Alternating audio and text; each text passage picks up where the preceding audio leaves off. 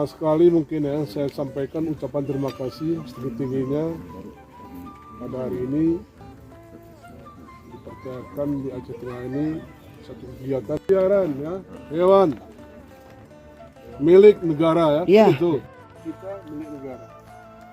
Jadi tentunya kita harus menjaga. Jangan hanya kegiatan hari ini sia-sia. Kita lepaskan habis. Kecuali dia sakit nggak tahu lah. Tapi ada dokter tadi sini ya.